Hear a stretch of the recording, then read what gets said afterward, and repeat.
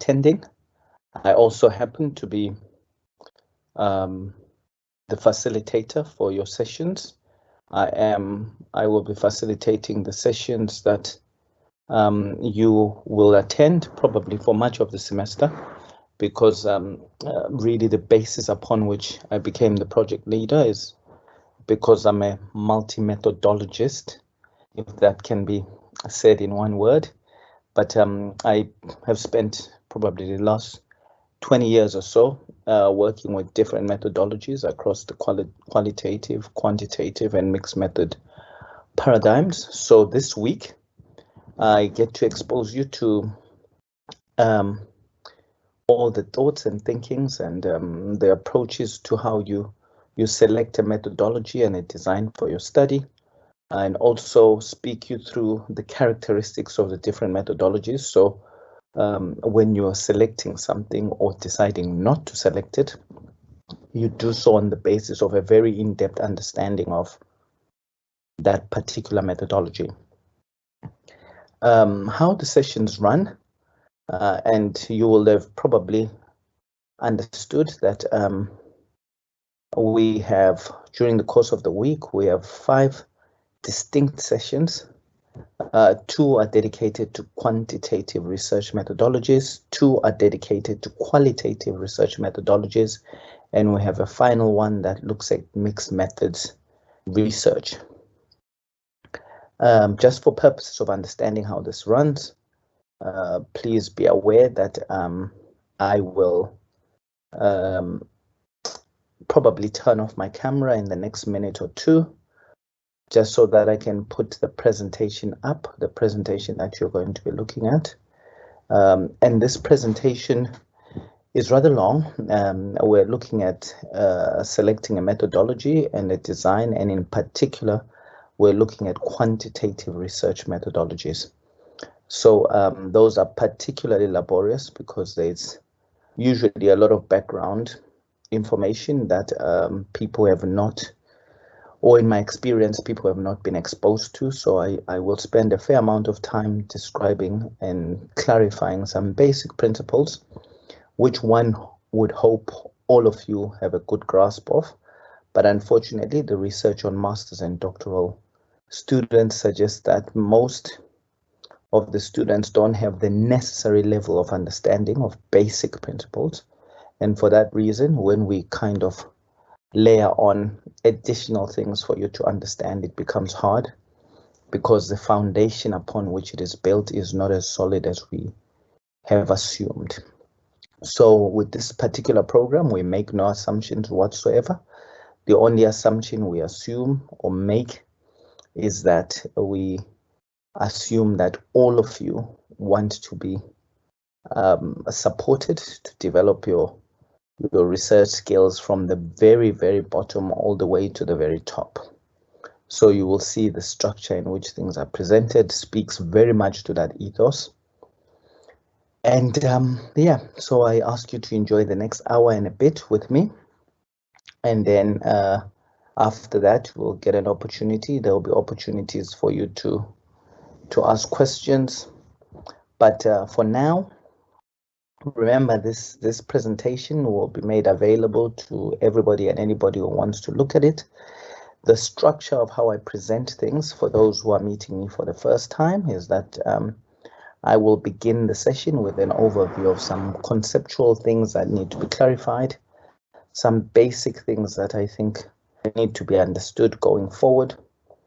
Then I will walk you through the actual presentation of the material that is promised.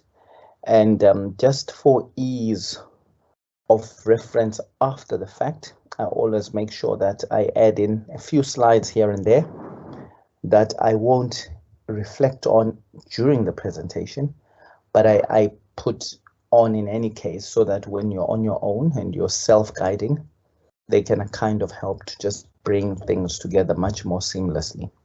So that's exactly what will happen. So there's quite a number of slides that are like that I will point to and ask you to have a visual appreciation of, but in actual fact, I will not speak too much to them. Without taking much more time, I want to basically take us to the presentation of the day. And remember, once again, this is a two-part series. So it's a two-part series that looks at quantitative research designs and quantitative research methods. And I will walk you through that. This is going to take a second or two to load up.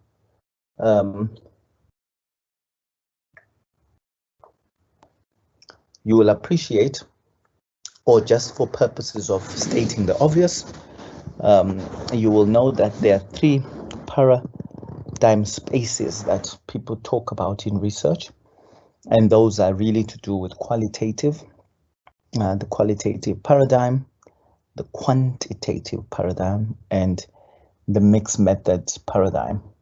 So today and tomorrow, we will be focusing on this session, and the next session will be focusing on the quantitative paradigm.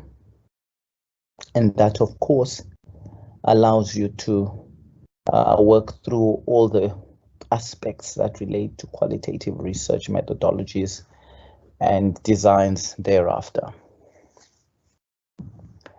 So, as always, it's important that we begin by just identifying what the hope is for you by the time we complete this session.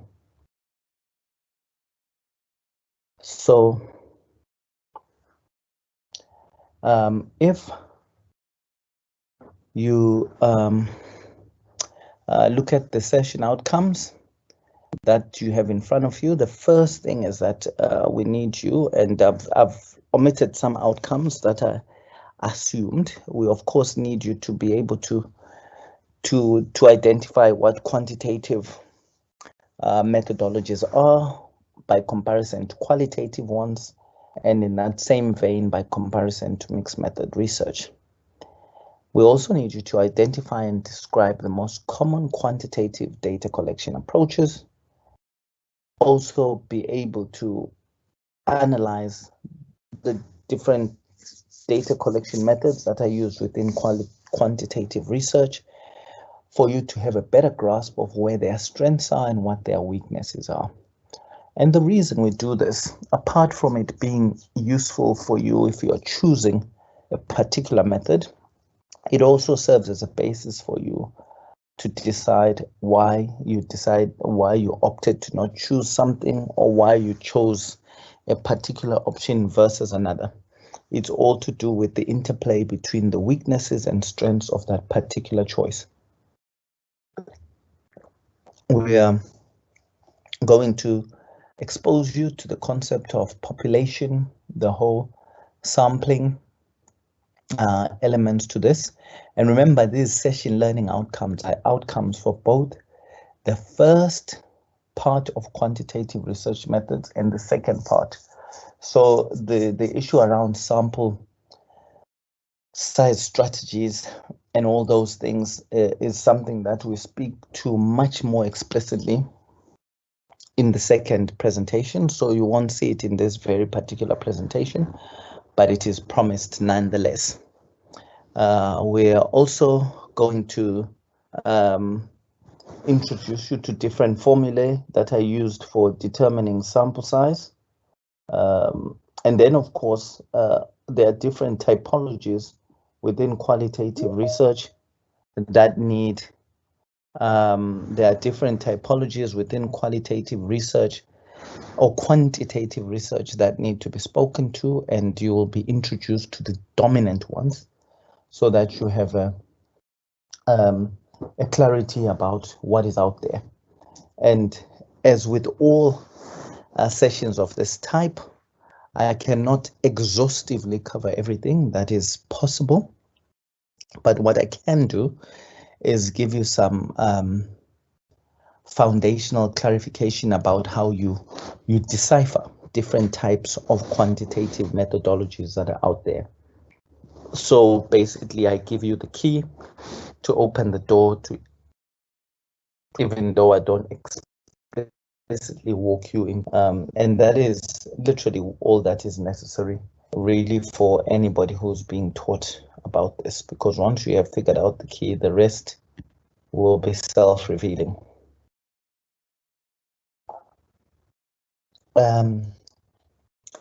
I say once again, I always take us back to making sure that we understand and never lose sight of the fact that we are in the space of research, and it comes with it. It has inherent expectations that govern everything we do, as long as that thing is related to the activity of research. So once again, I say to you, and I've defined these concepts in previous sessions, that all that we're doing is part of understanding what is part of getting to the bottom of research. So when we speak about quantitative methodologies, we're talking about them as elements of the process we call research. So we need to always understand what the implied expectations are, and that these expectations are embedded in anything that I ask of you or describe. So I don't need to keep repeating them over and over, because we appreciate that if the topic I'm teaching you about is a topic related to research, it must therefore follow that certain behaviors and expectations go hand in hand with whatever it is that you're being exposed to. So even as we speak about quantitative methodologies, we must appreciate that they are acted on or understood in the terms of research. And research is a systematic activity. So everything that you do or every decision you make should be guided and informed by a system. It should come from a particular system. Whatever that system is may differ from point to point, but every decision you make should come from some theoretical or empirical system that you're trying to follow. So if you see yourself doing anything and it's a thumbsuck, you know that you've definitely got something that you're doing which isn't right and isn't consistent with the expectations of research activity. So never allow yourself to find yourself doing a thumbsuck, because that is the one thing that research is not about. That everything we do has to have a systems-based orientation or genesis. So also we talk about research being rigorous, and rigor refers to the fact that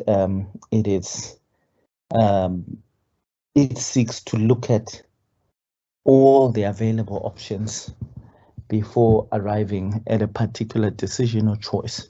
So when we say that something is rigorous, we are saying that it has allowed itself to be tested in every way before a final decision was made. So when we talk about qualitative methodologies, quantitative methodologies, or the process of selecting a design, we expect you to be rigorous in the way that you approach it. And being rigorous means you understand all the options that are available, and you systematically look at each and decide why one is a better fit than the other, and so forth. And to do that, you can only do that if you understand all the options that are available and the choices that are at play. And that is the reason, pretty much the big reason why we have this program that we've exposed you to. The program that exposes you to all the different methodologies, in the understanding and expectation that even when you choose one specific methodology, you do so after having a very, very intimate knowledge of the ones that you chose not to go with. Then, of course, research is about a logical investigation, and that investigation's primary goal is to answer a set of research questions that relate to a problem or a phenomena of interest. So we are saying that, as always, your study has to be about questions that relate to some way of understanding a problem or a phenomena that is of global or universal interest. So that's what research is about, and therefore everything that we discuss up to this point or going forward assumes that you will always operate from a systematic basis with rigor at the center of your way of thinking, logical approaching to things being the center of how you approach things, and then of course that you're doing this all towards the greater aim of answering a set of questions or a question that you have in relation to a phenomena or a problem of interest.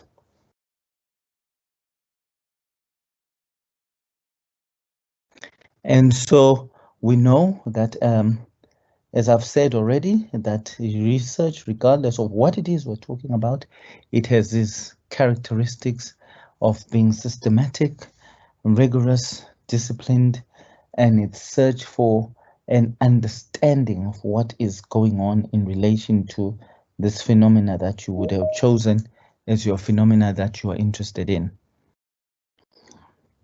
So, and then what we will now need to also take account of is that all throughout the research process or the process of doing any research, everything that you ever do as a researcher is make decisions upon decisions, and you decide what methodology you use, you decide what set of theoretical lens you will apply, you decide what method of data collection you will use, you decide what data collection approach you will utilize.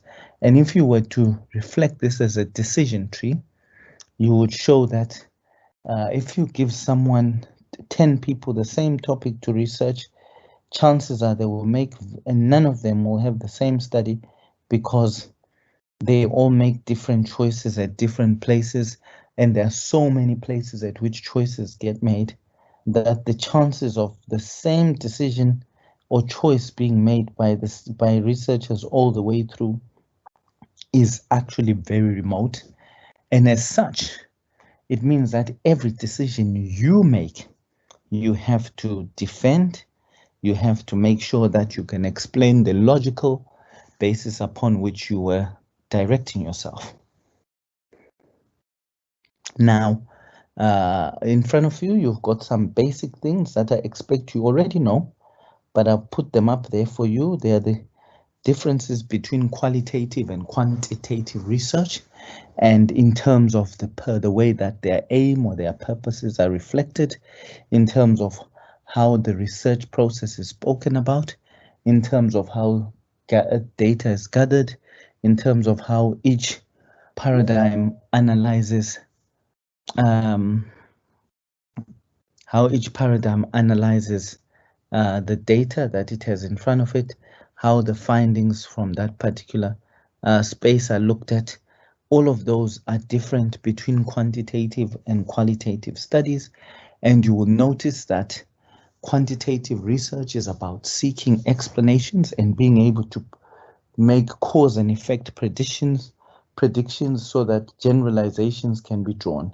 It's really about how does A cause B? That's what, or does A cause B? What is the relationship between A and B? So that we can draw some generalizations that help us to predict future behavior in relation to the thing that we're interested in. So that is what quantitative research is about. Its sister qualitative research is less about seeking direct causal explanations. It's more about just understanding and gaining in-depth understanding of complex phenomena without necessarily making conclusions about causal inferences that may exist. So those are the basic things, but much of what I'm describing here should be pre-existing knowledge for you, and if it isn't, I ask that you take this particular slide that you have and you pause it. You just pause it for a minute or two and just look at how qualitative and quantitative research differ from each other, and really spend a bit more time on this so that you can start to clarify in your head how the two will begin to look different And you will also be able to tell if say your current study that you're interested in is about a causal relationship and clarifying that, then you will know that it's more likely to be quantitative and so forth. But I ask you, if you want to just pause the video for a while so you can just look at this.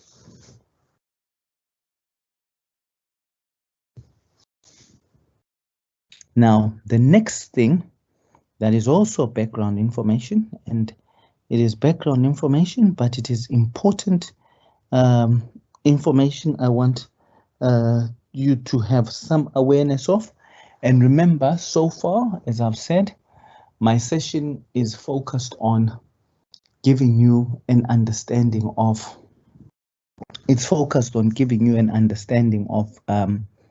some principles and things that you should be aware of before we get into the actual work on quantitative methodologies and designs.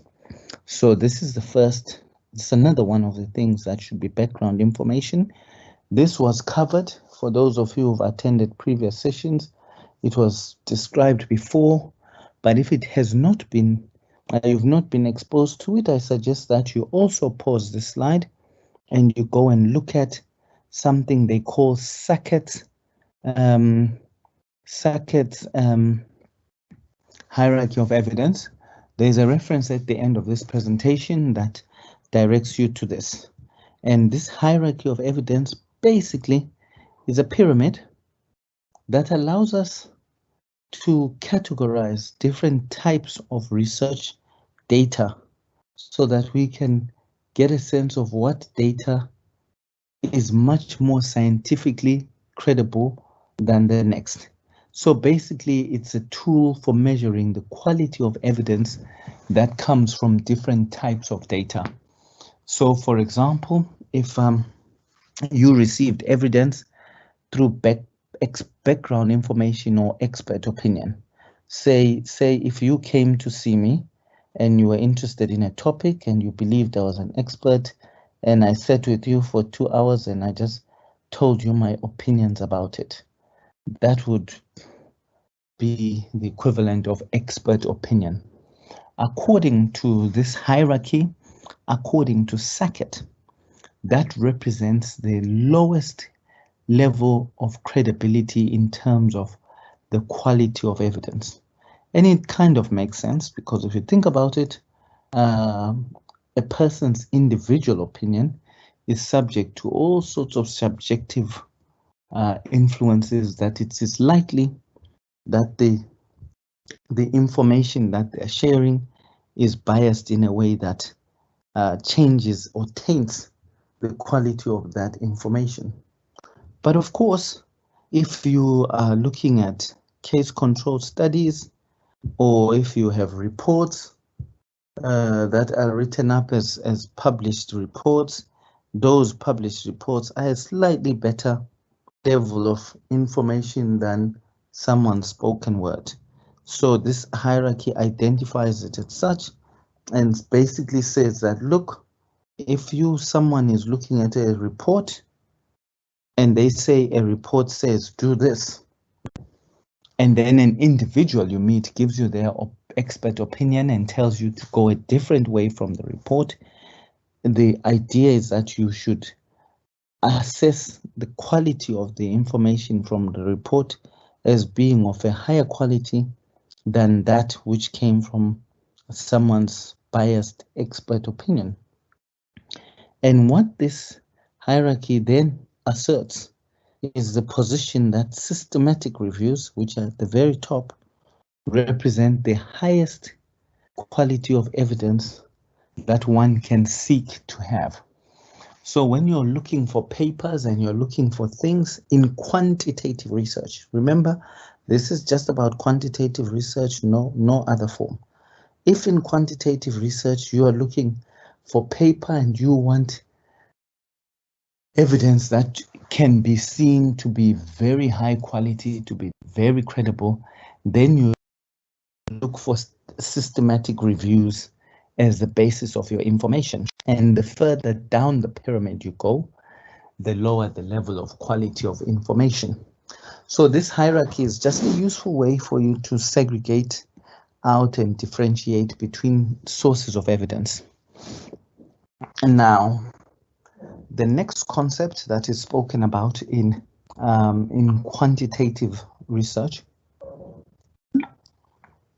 is this idea that in quantitative research, the samples that eventually become the subject of any study are always treated as samples that are of one background, the fact that they are homogeneous. And this concept of them being homogeneous is a central principle within quantitative research. And that principle being that when you select a sample of 60 things and you want to test them, in quantitative research, there's an agreement and understanding that you have put them into a singular sample because you truly assess them to be homogeneous. So this homogeneity, which is this concept, is at the center of one of the pre-existing conditions of quantitative research, that when you choose something and you indicate that it belongs to a particular sample, you have accepted that it is homogeneous or it is affected by similar extraneous variables that might affect it. So basically, you will find that this is different from qualitative research, which assumes that even things that are similar are not the same. So in qualitative research, they will look at people who have the same challenges, and even though they have those same challenges, it will be assumed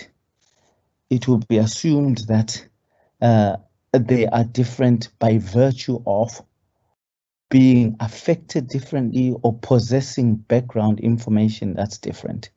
That heterogeneous nature of these subjects means that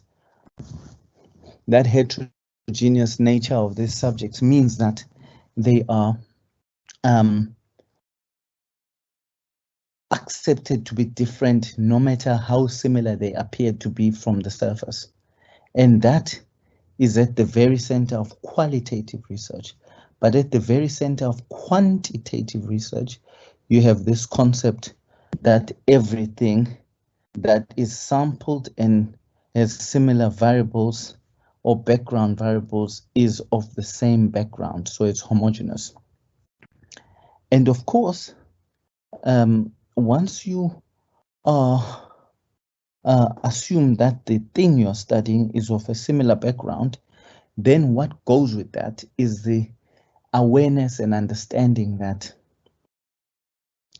the findings of your study will apply to that very same type of person. So homogeneity of a sample limits one's ability to generalize their findings to other populations that are different from that which was being studied. So that's one other concept challenge. Now, the next thing that is occurring, the next thing that I have to introduce you to as part of your pre-readiness to understanding quantitative research is this thing around independent and dependent variables.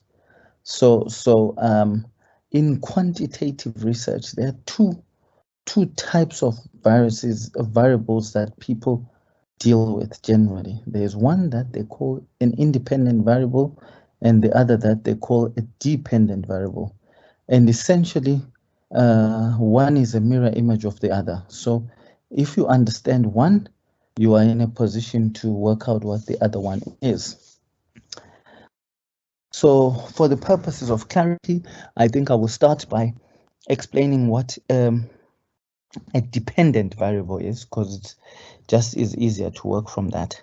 So if you remember in all your quantitative studies, or any study for that matter, but more specifically the quantitative ones, there is a particular thing that you're interested in, and there's a particular outcome that you're interested in. So if I'm studying examination performance and whether people's gender, their age, and all other things are important to this, to their performance, it then is understood that that variable of performance, their examination performance, is the variable that I'm interested in. That becomes the outcome of interest, and that is the dependent variable. So if all of you have a study, and maybe your study is looking at the rate of violence in teenagers, and whether watching television, having a violent parent, or whether being from a violent neighborhood, whether all those factors have any impact on someone's propensity to being violent, then we can conclude that the dependent variable in that example is the propensity to violence. Then the independent variables relate to those things that you manipulate in order to change the outcome, in order to change the dependent variable. So essentially, what is meant, what the focus is with regard to dependent and independent variables, is the fact that the dependent variable focuses on that outcome that you are primarily interested in. So if your study is about student success, then the dependent variable is student success. If your study is about rate of violence, your dependent variable is a rate of violence. If your study is about non-attendance or attendance rates for anything in particular, then your dependent variable is that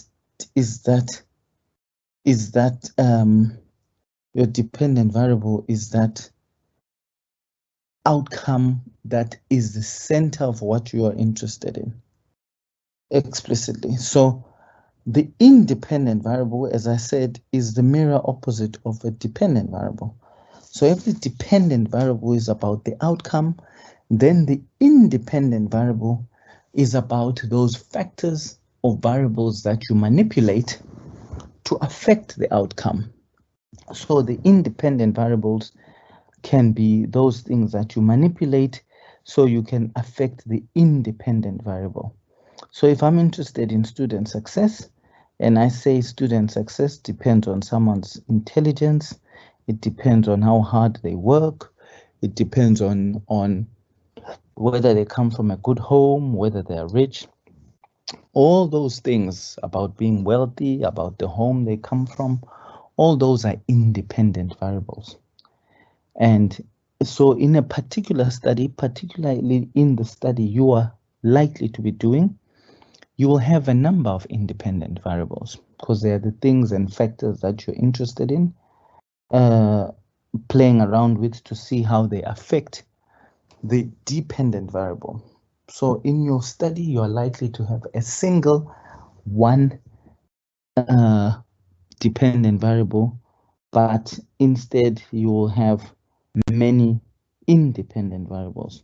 So please take note of that there's independent variables are the things that you manipulate to affect the result or outcome that you're interested in, and the dependent variable is that outcome that you're interested in.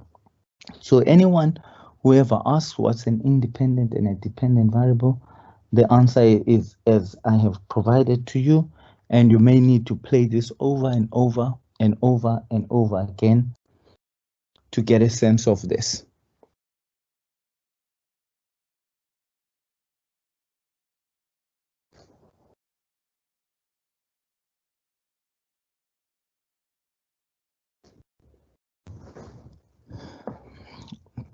Right, so the next thing that we need to infer is this whole idea of cause and effect relationships.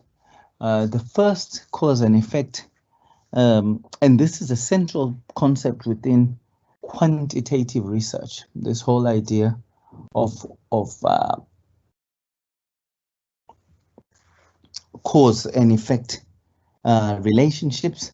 This idea that, once again, remember, quantitative research is about understanding, is generally interested in understanding and clarifying the cause and the effect of particular actions. It's about understanding those relationships that can tell you how A causes B or how B is caused by A and so forth. So for you to infer that A can cause B, there are certain conditions that need to be met, and there are three of them in particular within quantitative research. And these are important but somewhat simplistic, but nonetheless critical things that need to exist. So when people do quantitatively minded studies, they need to do so on the basis of, when they do quantitatively minded studies, they need to do so on the basis of clarity and understanding about certain things.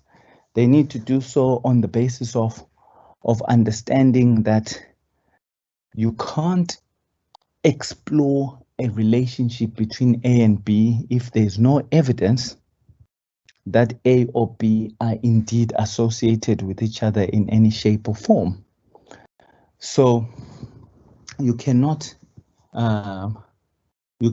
infer causality between A and B if all the pre-existing evidence we have tells us that A and B are not in any way connected to each other.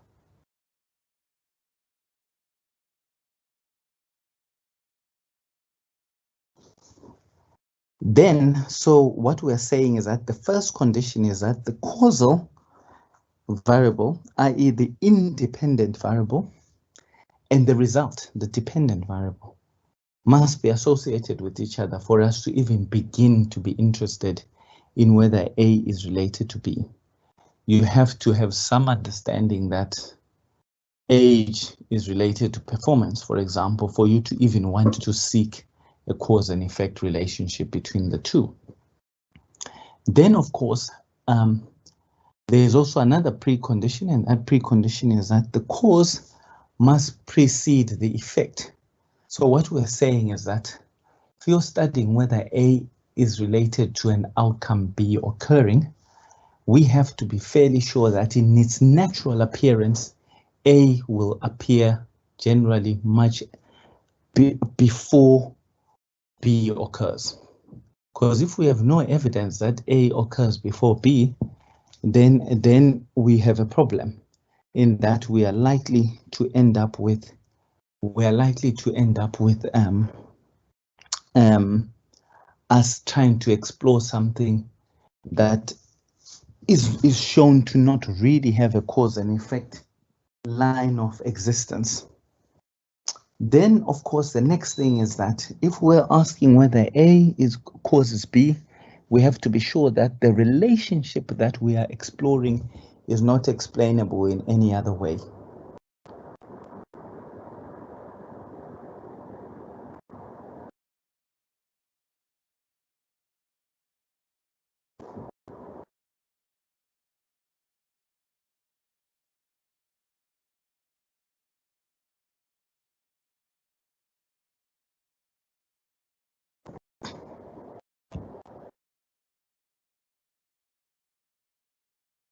Okay, so next story is the story around us understanding quantitative research, correlational research, causal research, and comparative research.